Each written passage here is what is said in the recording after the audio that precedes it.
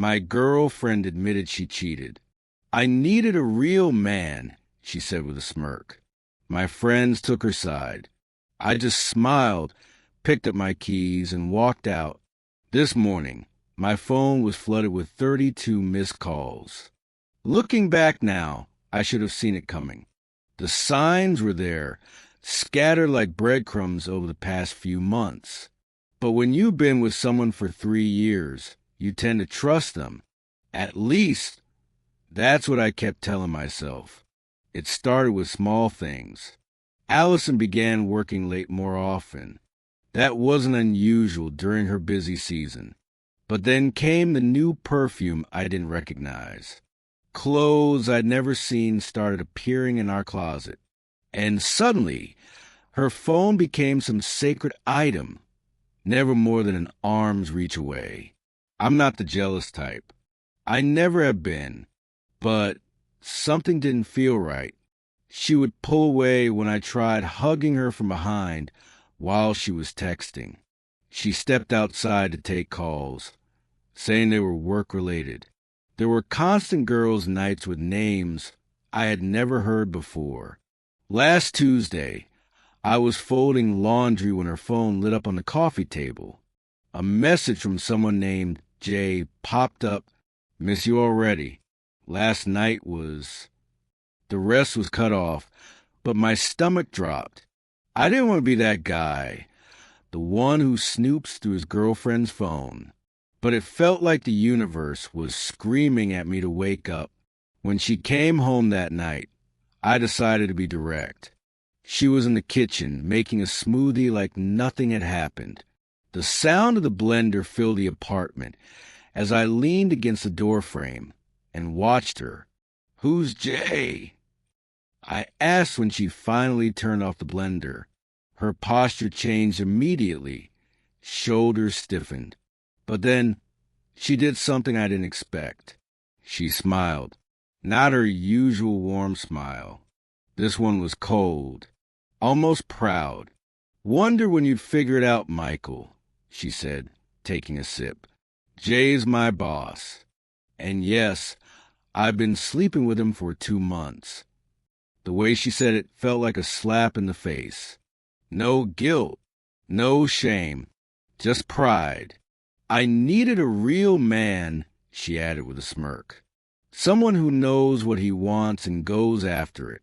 Not someone who wastes his weekends playing video games with Jacob and watching dumb movies." I stood there, trying to process her words. 3 years together. And this is how she really saw me? Through the shock, something else rose inside me. Not anger, but a strange kind of clarity. "Does Chloe know?" I asked, thinking of the friend who had introduced us. "Oh, she's known for weeks," Allison laughed. "Most of our friends know. They understand Jay can give me a real future, not just dreams and excuses." That hit harder than the cheating. The people we'd share birthdays, holidays, and dinners with, they'd all known. They were probably laughing behind my back. I pulled out my phone and opened the group chat with Jacob and Chloe. "Is this true? You all knew." Jacob replied quickly, "Bro, you're great, but Allison deserves someone more stable. Don't take it personally." Chloe chimed in, "We didn't want to hurt you. Maybe this is the wake-up call you needed." I looked up from my phone and saw Allison watching me, still smirking. She was expecting me to explode, to make a scene, something she could gossip about later. Poor Michael, so immature. Instead, I smiled. A real, calm smile that seemed to surprise her. Without a word, I walked to our bedroom, grabbed my go bag, always packed for weekend trips, my laptop, and my keys. When I passed through the kitchen again, Allison was just staring. Her smirk had faded a little. "Where you going?" she asked. "Out," I replied simply. "And Allison, keep the apartment. I'm sure Jay can help with the rent." I heard her start to say something as I closed the door behind me, but I didn't stop to listen. My phone was already buzzing with messages, probably from those so-called friends trying to explain themselves. As I drove away, I turned off my phone and felt something I didn't expect. Relief. Sometimes, losing everything helps you realize you never truly had it in the first place. I didn't know where I was going, but for the first time in months, I felt like I was finally heading in the right direction. Update. First of all, thank you for all the support on my last post. I never expected it to go viral like that. A lot has happened in the past week, and honestly, I'm still processing everything. I've been staying at a small motel on the edge of town. It's not fancy, but it's clean. The owner, an older man named Pete, seems kind. He even knocked $20 off the weekly rate when he heard what I was going through.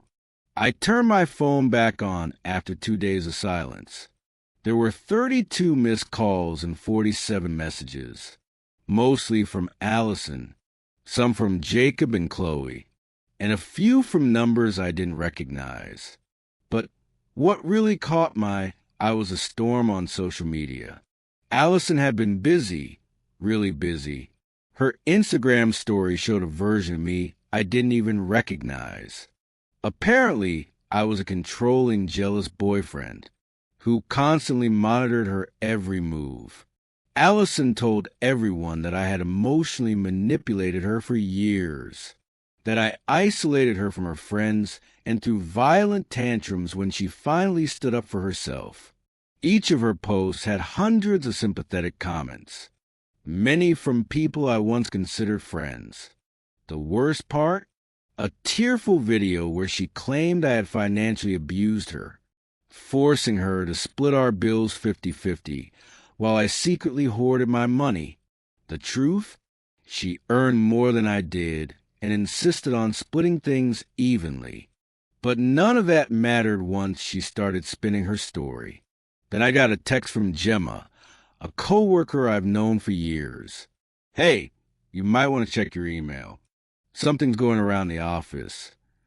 Sure enough, there was a company-wide email about maintaining a safe workplace. No names were mentioned, but the timing was no coincidence. The message hinted at concerning behavior from certain employees. I should have been furious. Maybe I should have defended myself, posted my side of the story, but instead, I just felt curious. How far was she willing to go? Turns out pretty far. Yesterday, I stopped by our local coffee shop, a place I thought was safe since Allison hated their coffee. I was wrong. The barista, who used to be friendly, gave me a look like I was dirt under her shoe.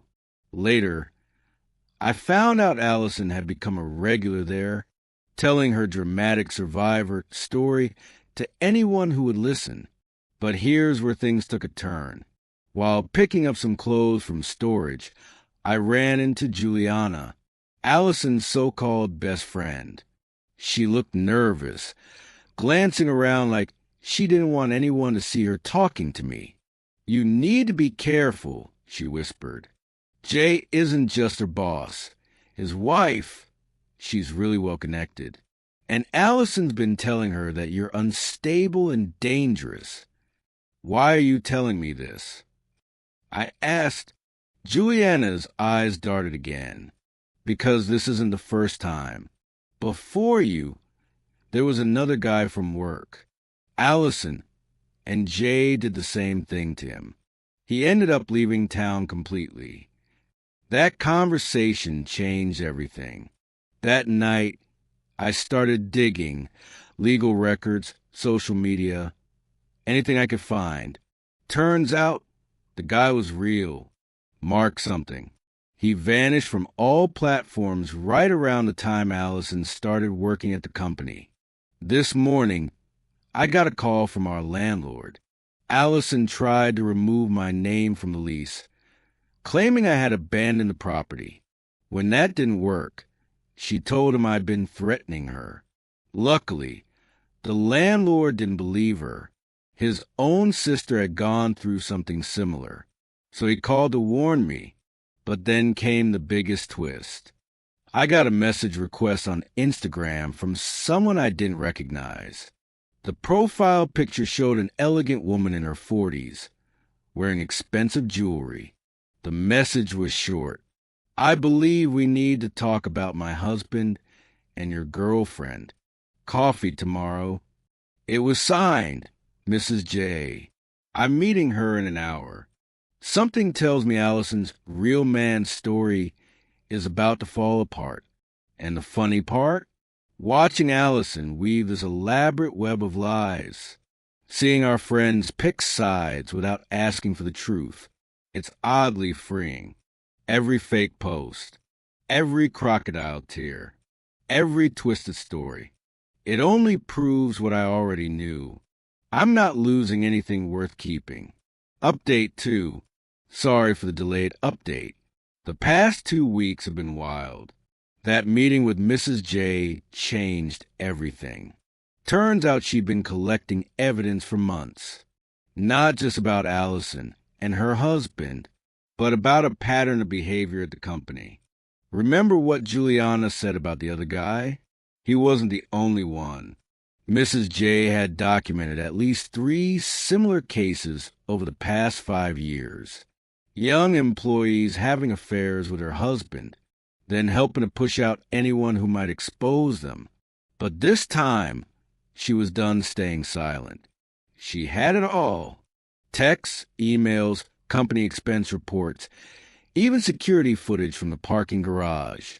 What she wanted now was public exposure. That's where the annual company party came in. I hadn't planned on attending. Why would I? But Mrs. J had a different idea.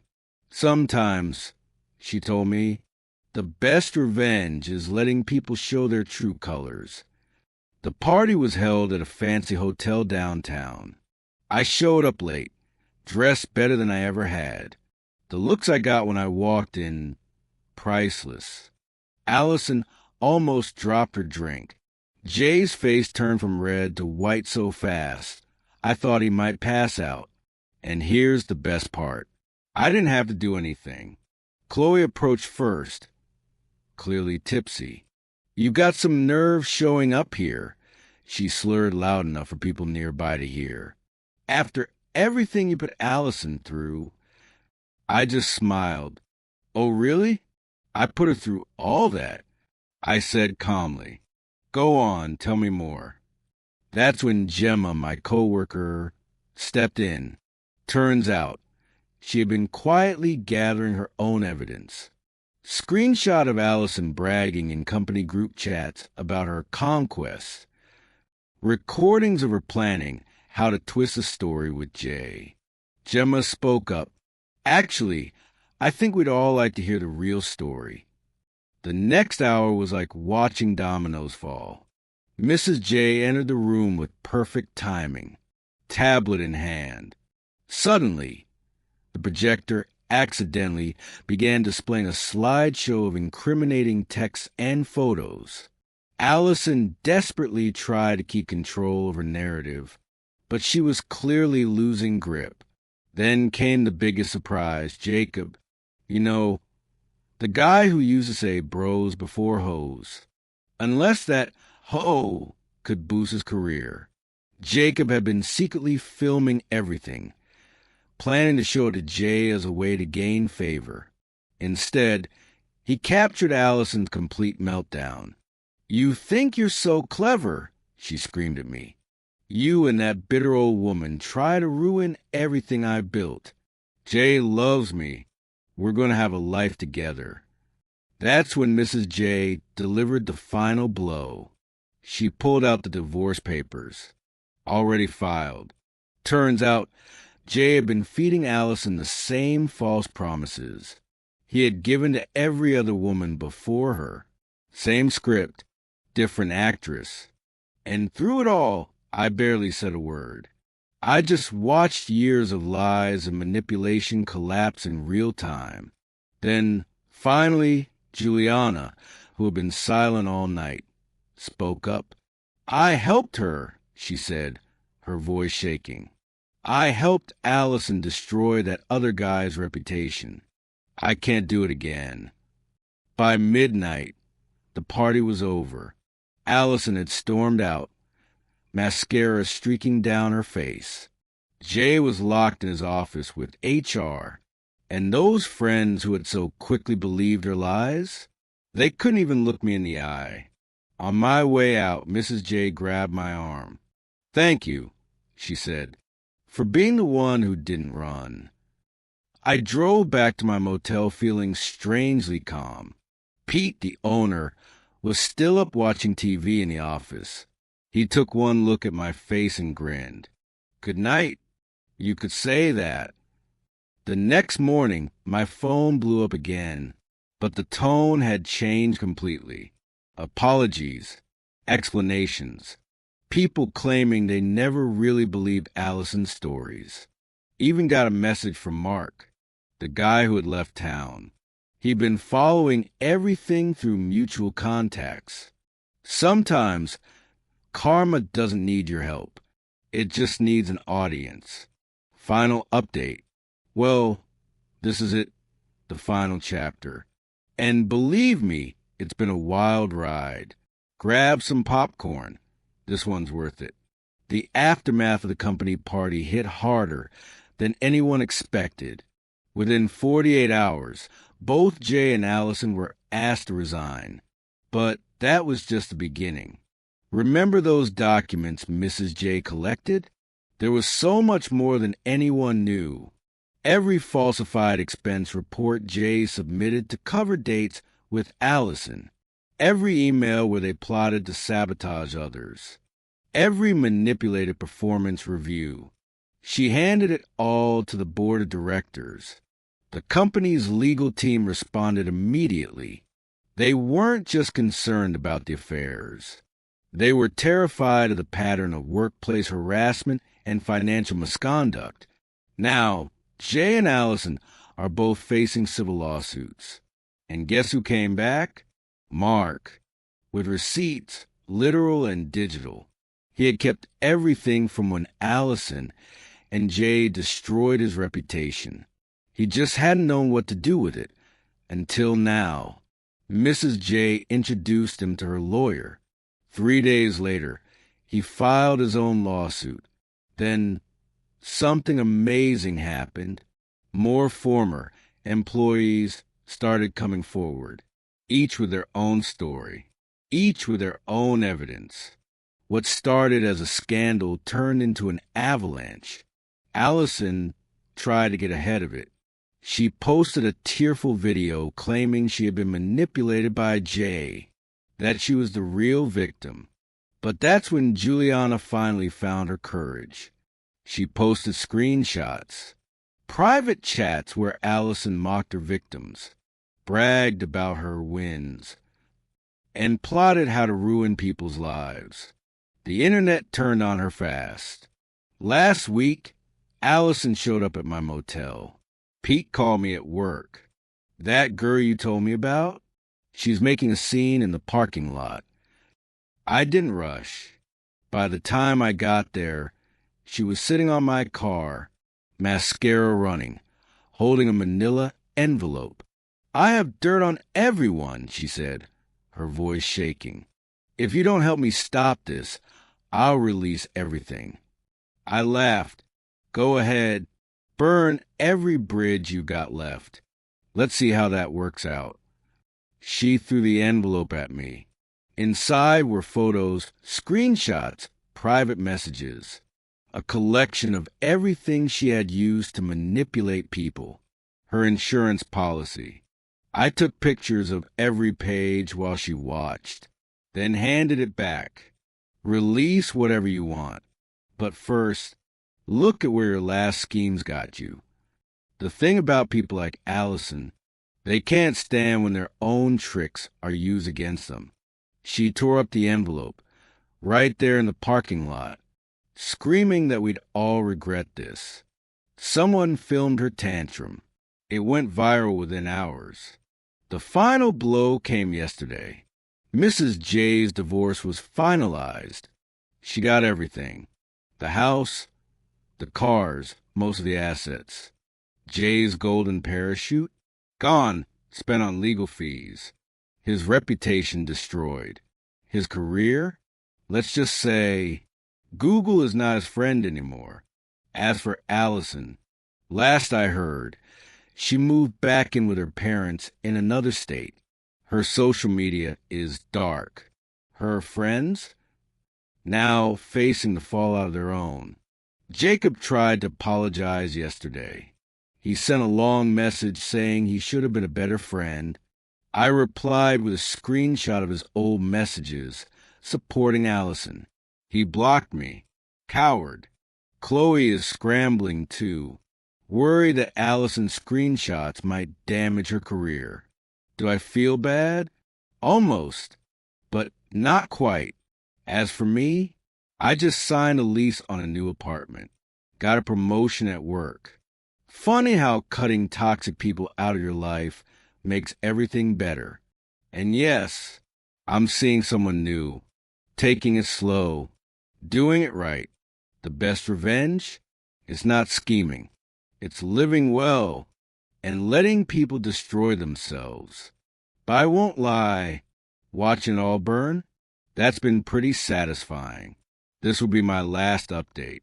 Thanks for being here for the ride. Just remember, karma doesn't need your help. You just have to step back and let people show their true colors.